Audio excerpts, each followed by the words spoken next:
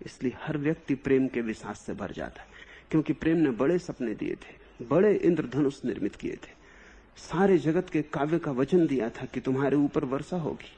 और जब वर्षा होती तो तुम पाते हो कि वहां ना तो कोई काव्य है, ना कोई सौंदर्य, सिवाय कलह, उपद्रव, संघर्ष, क्रोध, ईर्ष्या, वैमनस्य के सिवाय कुछ भी नहीं। तुम गए थे किसी व्यक्ति के साथ स्वतंत्रता के आकाश में उड़ने, तुम पाते हो कि पंख कट गए। तुम गए थे स्वतंत्रता की सांस लेने, तुम पाते हो गर्दन घुट गई। प्रेम फांसी बन जाता है 100 में 99 मौके पर, लेकिन प्रेम के कारण नहीं, तुम्हारे कारण। तुम्हारे धर्मगुरुओं ने कहा प्रेम के कारण, वहां मेरा फर्क है। और तुम्हारे धर्मगुरु तुम्हें ज्यादा ठीक मालूम पड़ेंगे, क्योंकि जिम्मेदारी तुम्हारे ऊपर से उठा रहे हैं। वो कह रहे हैं ये प्रेम का ही उपद्रव है। पहले ही कहा था कि पढ़ना ही मत इस उपद्रव में, दूर ही रहना। तो तुम्हारे धर्मगुरु प्रेम की निंदा करते रहे। तुम्हें भी जस्ती है बात, जस्ती है इसलिए तुम्हारे धर्मगुरु तुम्हें दोषी नहीं ठहराते, प्रेम को दोषी ठहराते। मन हमेशा राजी, दोष कोई और पर जाए तो हमेशा प्रसन्न हो। मैं तुम्हें दोषी ठहराता हूं, 100% तुम्हें दोषी ठहराता हूं। प्रेम की जरा भी भूल नहीं। और प्रेम अपने आश्वासन पूरे कर सकता था, तुमने पूरे न होने दिए। तुमने गर्दन घोंट दी, सीढ़ी ऊपर ले जा सकती थी, तुम नीचे जाने लगे। नीचे जाना आसान है, ऊपर जाना श्रम साध्य है। प्रेम साधना है। और प्रेम को कारागृह बनाना ऐसे ही जैसे पत्थर पहाड़ से नीचे की तरफ लुढ़क रहा हो, जमीन की कशिश ही उसे खींच लिए जाती। ये दोनों यात्राएं समान नहीं है, क्योंकि ऊपर जाने में तुम्हें बदलना पड़ेगा, क्योंकि ऊपर जाना है तो ऊपर जाने के योग्य होना पड़ेगा। प्रतिपल तुम्हारे चेतना के तल को ऊपर उठना पड़ेगा, तभी तुम सीढ़ी पार कर सकोगे। नीचे गिरने में तो कुछ भी नहीं करना पड़ता। मुल्ला नसरुद्दीन अपने बेटे के लिए एक साइकिल खरीद लाया था।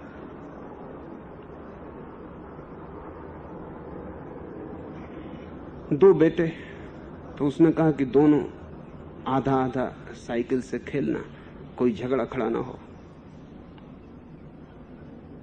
एक दिन उसने देखा कि बड़ा बेटा बार बार ऊपर टेकरी पे जाता है और वहां से साइकिल पे बैठ के नीचे आता है। कई बार उसे टेकरी से साइकिल पे बैठे हुए देखा, तो उसने बुला के कहा कि मैंने कहा था छोटे बेटे को भी आधा आधा। उसने कहा आधा ही आधा कर रहे हैं। छोटा बेटा ऊपर की तरफ ले जाता है साइकिल, हम ऊपर से नीचे की तरफ लाते, आधा आधा। पहाड़ी पे साइकिल को ले जाना, चढ़ने का तो सवाल ही नहीं। किसी तरह हाँपता हुआ छोटा बेटा ऊपर तक पहुंचा देता है, बड़ा बेटा उस पर बैठ के नीचे की यात्रा कर लेता है। समान नहीं है, आधी आधी नहीं है यात्रा। नीचे की यात्रा यात्रा ही नहीं है, गिरना है, पतन है। तुम जहां थे वहां से भी नीचे उतरना है। तो जो व्यक्ति प्रेम को ईर्ष्या, आधिपत्य, प्रदर्शन बना लेगा, वो जल्दी ही पाएगा प्रेम तो खो गया, आंख तो खो गई प्रेम की, आंखों को अंधा करने वाला धुआं छूट गया है। घाटी के अंधकार में जीने लगा, पहाड़ की ऊंचाई तो खो गई, और पहाड़ की ऊंचाई से देखने वाला सूर्योदय, सूर्यास्त सब खो गए। अंधी घाटी है, रोज अंधी होती चली जाती। तुम्हारे भीतर का पशु प्रकट हो जाता है सरलता से, उसके लिए कोई साधना नहीं करनी पड़ती।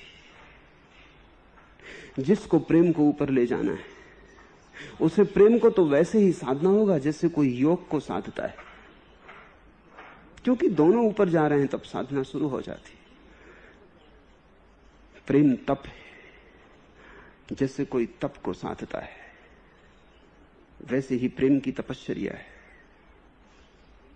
और तप इतना बड़ा तप नहीं है क्योंकि तुम अकेले होते हो।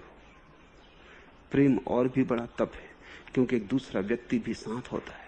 तुम्हें अकेले ही ऊपर नहीं जाना है, एक दूसरे व्यक्ति को भी हाथ का सहारा देना है, ऊपर ले जाना है। कई बार दूसरा बोझिल मालूम पड़ेगा, कई बार दूसरा ऊपर जाने को आतुर न होगा, इनकार करेगा, कई बार दूसरा नीचे उतर जाने की आकांक्षा करेगा। लेकिन अगर हृदय में प्रेम है तो तुम दूसरे को भी सहारा दोगे, संभालोगे, उसे नीचे न गिरने दोगे। तुम्हारा हाथ करुणा न खोएगा, तुम्हारा प्रेम जल्दी ही क्रोध में न बदलेगा। कई बार तुम्हें धीमे भी चलना पड़ेगा क्योंकि दूसरा साथ चल रहा है, तुम दौड़ ना सकोगे। इसलिए मैं कहता हूं तप इतना बड़ा तप नहीं है, क्योंकि तप में तो तुम अकेले हो, जब चाहो दौड़ सकते हो।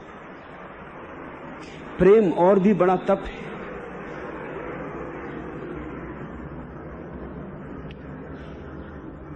लेकिन प्रेम के द्वार पर तो तुम ऐसे पहुंच जाते हो जैसे तुम तैयार ही हो।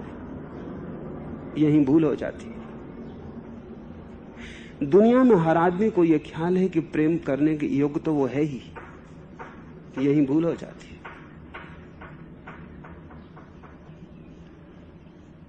और सब तो तुम सीखते हो। छोटी छोटी चीजों को सीखने में बड़े जीवन का समय गंवाते हो। प्रेम को तुमने कभी सीखा? प्रेम को तो कभी तुमने सोचा? प्रेम को कभी तुमने ध्यान दिया? प्रेम क्या है? तुम ऐसा मान के बैठे हो कि जैसे प्रेम को तुम जानते ही हो।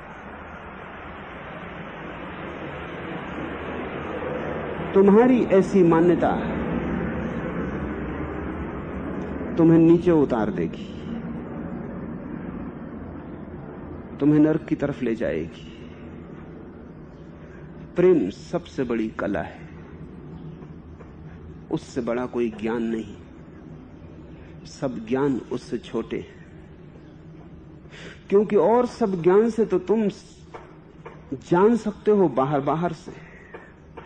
प्रेम में ही तुम अंतर्ग्रह में प्रवेश करते हो। और परमात्मा अगर कहीं छिपा है तो परिधि पर नहीं, केंद्र में छिपा है।